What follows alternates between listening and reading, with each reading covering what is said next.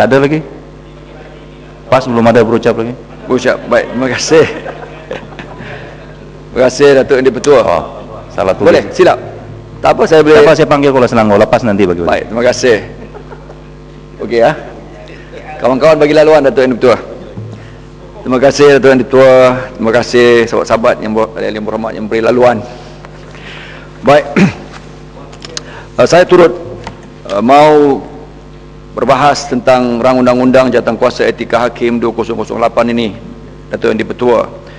Kerana rasa terpanggil untuk sama-sama dengan yang berhormat yang telah pun berucap membahaskan perkara ini, dan saya merasakan juga penting untuk perkara ini benar-benar dipahami dan ditekuni, supaya setiap kali kita membentangkan rang undang-undang ini, Datuk Yang di-Pertua, dan mutakhir ini banyak ya suruhanjaya yang ditubuhkan, dan kini jawatankuasa yang menyusul, yang kesemuanya saya yakin tentunya memakan banyak dana ya rakyat, taxpayers money. Lalu kita perlu mempertikaikan apakah daripada kesemua ya kegiatan-kegiatan ini negara akan menjadi lebih baik kah? Ya, will we dengan izin be better off, ataupun worse off, ataupun pada takuk yang sama, Datuk Yang di-Pertua.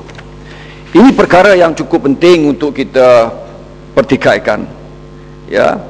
Dan rang undang-undang ini saya fahami perlu dibaca bersekali dengan apa yang dikatakan sebagai Kod Etika Hakim 2009, maaf ya, dalam susunan warta terbitan Warta Kerajaan 25 Jun 2009, dan segala kod etika itu dilaksanakan dan perlu dilaksanakan, perlunya ada jawatankuasa, itu kita faham ya.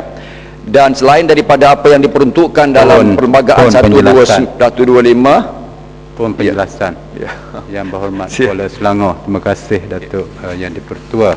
Saya cuba memohon penjelasan ini daripada Yang Berhormat Tenggara, tetapi beliau sudah pun bukan saja tidak memberi laluan, malah tidak ada dalam dewan ini pada masa ini. Duduk tinggi-tinggi. Saya cuba tengok tapi tak nampak speaker yang nampak dia. Saya tak nampak lah dia.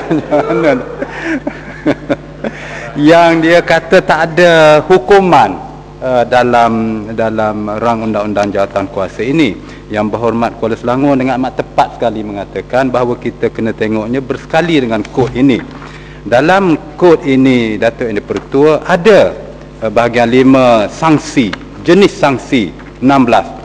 Jika jawatankuasa berpuas hati bahawa aduan itu telah dibuktikan, jawatankuasa boleh mengenakan mana-mana satu sanksi yang berikut. A.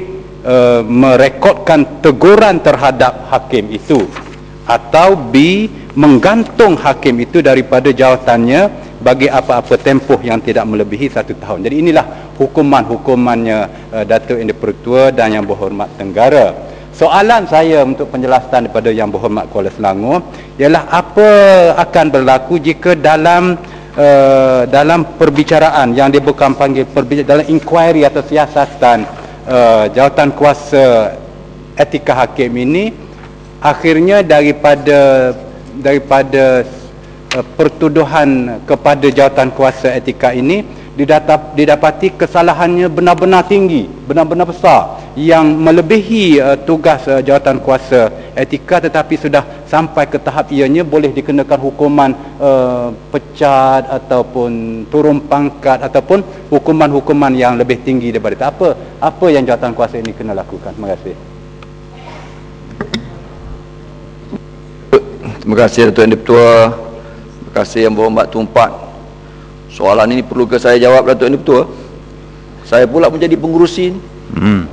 Tadi pun dia tolong jawab untuk Tenggara punya persoalannya. Iya.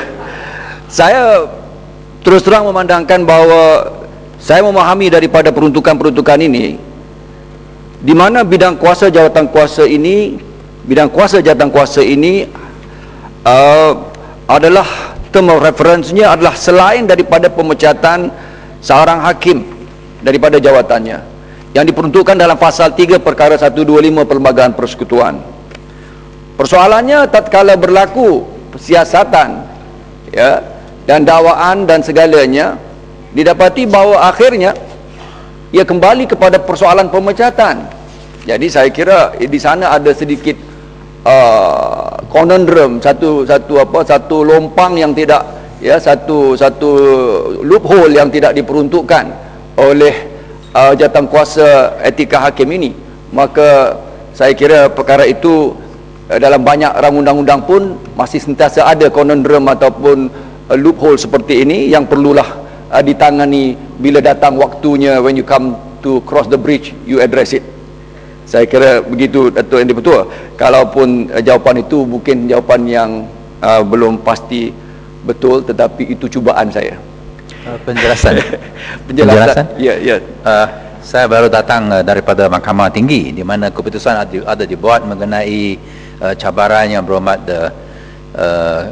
Puchong terhadap pengantungan keahlian beliau, dan keputusan hakim yang Arif, Muhammad Arif, ialah bahawa sungguh pun mengabholkan pengantungan yang berhormat Gobind daripada Dewan Yang Mulia ini untuk 1 tahun, tetapi buat keputusan bahawa Dewan Yang ini tidak ada kuasa untuk menarik atau memberhentikan remunerasi beliau, dan semua patutlah dibayar balik.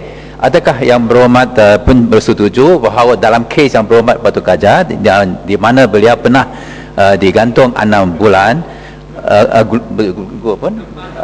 bahawa Dewan Yang Mulia ini, oleh kerana kita dalam perbahasan etika bahawa Parlimen adakah etika untuk membayar balik semua yang diutang kepada Yang Berhormat Batu Gajah dan Yang Berhormat Guluku. Terima kasih Yang Berhormat Ibu Timur. Kalau itulah cara kaedah kita mengambil, ya, mengistimbat hukum dalam proses of common law atas law precedence, itu saya kira bertepatan sekali. Cadangan daripada Ibu Timur itu disokong, Datuk Yang di-Pertua.